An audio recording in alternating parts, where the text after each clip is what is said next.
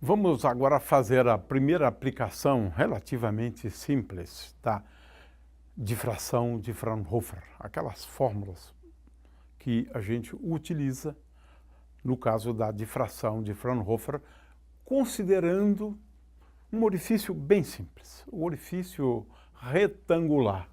Isto significa que se nós temos aqui uma abertura, esta abertura vai ser imaginada como tendo lados A e B. A e B. Então, nós vamos posicionar o nosso referencial aqui bem no centro do orifício, de forma que vamos chamar esta coordenada aqui de coordenada x', que eu estou falando do orifício, né? Então, essa coordenada aqui é y'. Na realidade, x' e y' são, a rigor, as coordenadas de um ponto localizado na região onde se encontra o orifício. De forma que um ponto P' tem coordenadas x' e y'. O orifício é retangular, né, de lados A e B. Muito bem. Agora, vamos lembrar aqui alguns elementos, né? O ponto P0, origem de ondas planas, tem coordenadas tais que o vetor de posição é R0, e o ponto P, onde eu observo a interferência das várias ondas que emanam do orifício, esse ponto P tem coordenada R. Ou melhor, tem um vetor posição R. Então, R0 é esse vetor aqui, né? E R é aquele vetor lá. Ora, vamos escrever, então, a expressão para a perturbação no ponto R. Nós sabemos que ela é dada por V é igual a V0 vezes a integral. E agora, que integral é essa? Numa superfície, eu vou somar x' de menos A sobre 2 até A sobre 2. Porque essa extremidade aqui é menos A sobre 2, a coordenada x. Essa aqui é A sobre 2, a coordenada x. Então, eu vou integrar x' de menos A sobre 2 até A sobre 2. Vou integrar y', os pontos na região onde se encontra o orifício, a superfície que nós estamos integrando, vai de menos B sobre 2 até B sobre 2. dy' de E elevado a menos K, vamos colocar assim, primeiramente, né, repetindo aqui aquela nossa formulação, né, de forma que é menos K vezes I vezes um produto escalar que nós estamos chamando de R', escalar R sobre R mais R0 sobre R0 e isso é tudo. Esta é a expressão para V de R. Ora, em primeiro lugar, aqui tem uma coisa bem interessante. Esse vetor R sobre R é um versor, de forma que depende só da direção. Porque R sobre R indica uma direção. De forma que essa é a direção de R sobre R. R0 sobre R0 é uma outra direção. É essa outra direção aqui. Então, depende só de duas direções. Essa é a primeira coisa que é importante, né, que a gente deve chamar a atenção. Né? Ora, a segunda coisa aqui que a gente gostaria de chamar a atenção é que eu posso definir agora um vetor, né, de tal maneira que esse vetor K, em princípio, ele é igual a K, né, mas ao invés de chamá-lo de K, nós vamos chamá-lo de ΔK. É melhor assim, né? ΔK. Por quê? ΔK é igual a K, por definição, R sobre R mais R0 sobre R0. Ou seja, ΔK é igual a K vezes R mais R0. Versores, portanto, versores. É claro que esse vetor, ele tem componentes, né? E essas componentes é que importam aqui. Ele tem componente Z, claro, também, né? Mas ele tem componentes que vamos chamar de Kx e mais, ou melhor, seria melhor chamar de ΔKx, né? I mais ΔKx vezes J mais ΔKx vezes K. Ora, aqui, no entanto, nós estamos falando de um produto escalar. Consequentemente, essa integral pode ser escrita da seguinte forma. V de R é igual a V0 vezes a integral de menos A sobre 2, de A sobre 2, de dx' dy'. Agora, esse y' eu vou integrar de menos b sobre 2 até b sobre 2, de e elevado a i. Agora, eu vou considerar o produto escalar de R com ΔK. Mas vou considerar o produto escalar de R' com ΔK. Esse produto escalar, portanto, é igual a x'. Veja, porque eu estou tomando o produto escalar de R' igual a x'I mais y'J com ΔK. Portanto, só vou ter aqui componentes ΔKx e ΔKy, sendo que ΔKx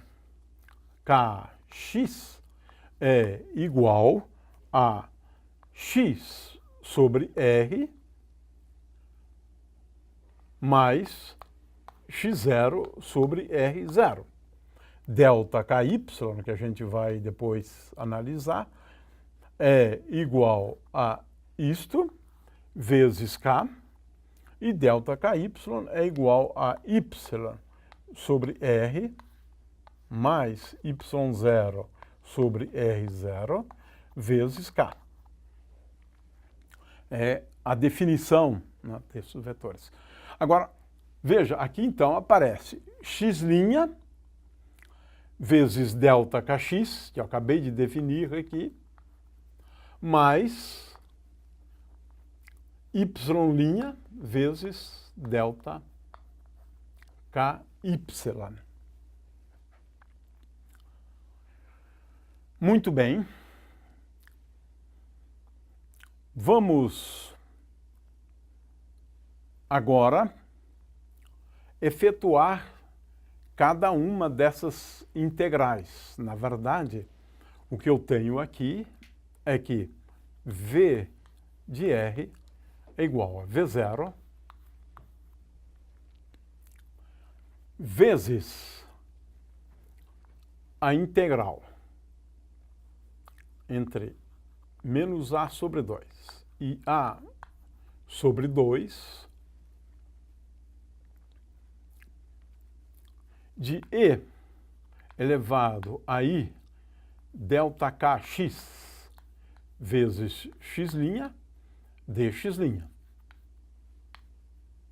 E aqui temos integrais independentes.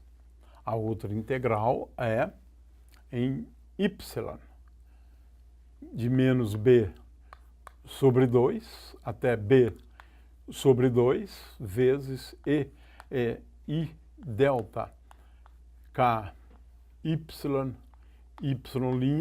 dy'. Tenho, portanto, que efetuar duas integrais, mas essas integrais são relativamente simples de serem efetuadas, né? Eu vou efetuar uma, né? E depois a gente efetua a outra, né? Ora, a integral de menos A sobre 2 até A sobre 2 de E elevado a I delta Kx vezes x' dx', essa função aqui é tal que sua primitiva é igual a E elevado a I delta Kx vezes x'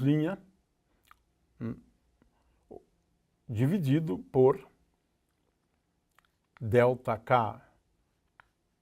Kx vezes I. Vamos verificar isto? Se eu derivar esta função aqui, eu vou obter E elevado a I delta Kx vezes x', porque quando eu derivar com respeito a x', vai aparecer aqui I delta Kx. Portanto, esta aqui é a primitiva dessa função, e isso agora eu tenho que integrar entre menos A sobre 2 e A sobre 2. Né? E o resultado desta integral, portanto, é E elevado a I vezes delta Kx vezes A sobre 2 menos E elevado a menos I delta Kx vezes A sobre 2. Aliás, eu estou integrando, na realidade, a função com um sinal mais, mas isso não faz diferença, porque eu posso efetuar a mudança de variáveis, né? Então, aqui, na verdade, eu já fiz a mudança de variáveis, né? Eu posso também redefinir, passando isso aqui para ΔK, definindo em termos de menos x x0. Então, eu estou efetuando essas integrais e o resultado é I vezes delta Kx no denominador. Ora, agora eu vou fazer o seguinte. Eu vou multiplicar aqui por A sobre 2, né? E eu vou agora também multiplicar aqui por A sobre 2. Fazendo isto, é fácil perceber que este termo aqui, lembrando que o seno da função x é igual a e elevado a ix menos e elevado a menos ix dividido por i, o melhor, dividido por 2 vezes i. É melhor assim. Muito bem. Então, seno. Então, e elevado a i vezes delta kx vezes a sobre 2 menos e elevado a menos i delta kx a sobre 2 é igual a 2 vezes i vezes seno de delta kx vezes a sobre 2. Substituindo aqui, eu concluo, portanto, que essa integral é igual.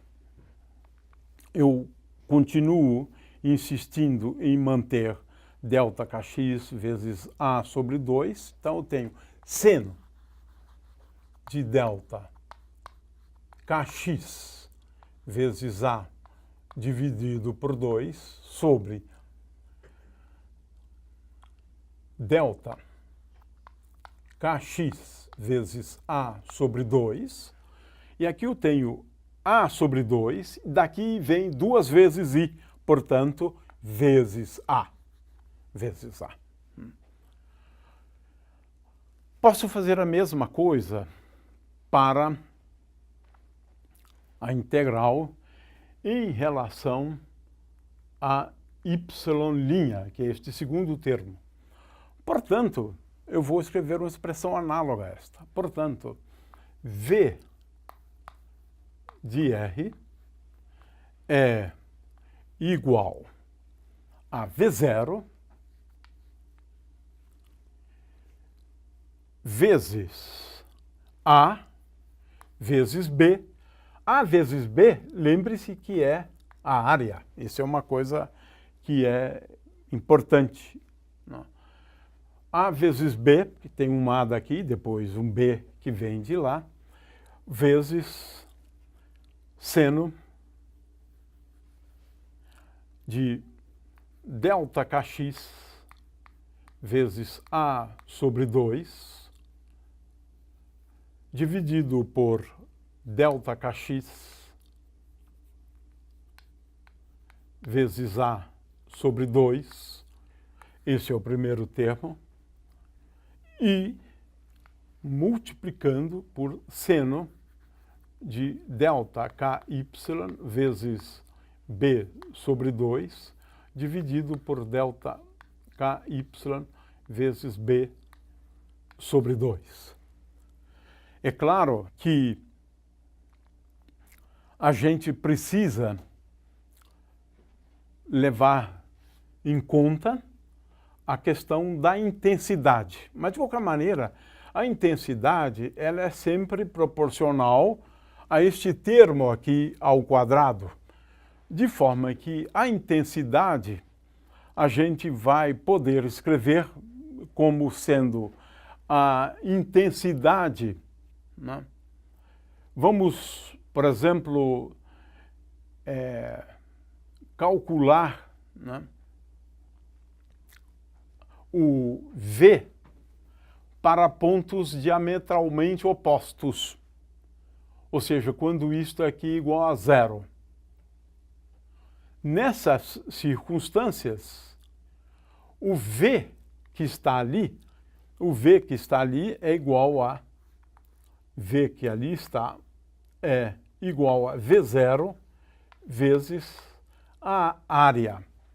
Portanto, se nós chamarmos a intensidade máxima como sendo associado a esta situação aqui, essa intensidade máxima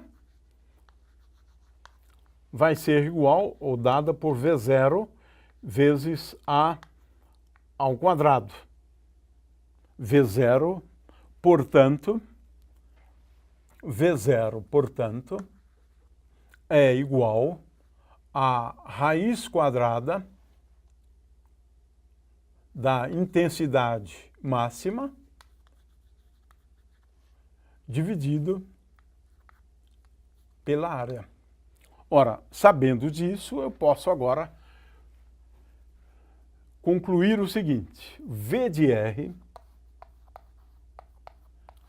é igual a raiz quadrada da intensidade máxima dividido pela área, mas a área é igual a AB, portanto, cancela esse termo. E agora, vezes seno de ΔKx vezes A sobre 2 sobre ΔKx vezes A sobre 2 vezes seno de ΔKx y vezes ou sobre ΔKy vezes B sobre 2. Ora, V ao quadrado me dá a intensidade. Portanto, a intensidade como função de R é igual à intensidade máxima vezes seno, vamos chamar essa função aqui de alfa, dividido por alfa, ao quadrado, vezes seno beta, sobre beta ao quadrado, onde alfa é igual a ΔKx vezes A sobre 2, e beta é igual a ΔKy vezes B sobre 2. E agora, basta a gente analisar esta função aqui, seno alfa sobre alfa ao quadrado. Em alfa igual a 0, nós temos o valor máximo dessa função f de alfa igual a seno alfa sobre alfa. Olha, o que a gente vê é o seguinte: essa função tem um comportamento tal que ela é máxima em alfa igual a 0, diminui e assim por diante diminui. Ou seja, ela passa por máximos e mínimos, sendo que o máximo ocorre para alfa igual a 0. Alfa igual a 0 é exatamente aquele caso onde ΔK x igual a 0. Consequentemente, no ponto diametralmente oposto aonde se encontra a fonte, um ponto aqui, por exemplo, nós temos a intensidade máxima. A intensidade máxima. Nesse ponto, isto aqui é igual a 1, né? E é claro que agora, nesse caso também, beta há de ser igual a 0, e esse ponto é o ponto de intensidade máxima. Agora, eu vou ter regiões nas quais esta função passa por máximos e mínimos, né? Então, por exemplo, os mínimos, ou os pontos para os quais alfa é igual a mπ, são pontos para os quais esta função aqui se anula. Então, esses máximos aqui são determinados por esses pontos. A mesma coisa vale para beta. Beta é tal que a intensidade é igual a 0 para valores de beta igual a n, onde n é o número inteiro, vezes π. Ora, com isso, o que a gente tem é, num anteparo localizado atrás do orifício, nós vamos ter regiões bem iluminadas e regiões não muito bem iluminadas. De forma que o padrão agora de difração é você ter uma região aqui bastante bem iluminadas e regiões sem iluminação. Sem iluminação. De forma que esse é o padrão de difração no caso dessa fenda retangular, de acordo com o que a gente tem aí nessa figura.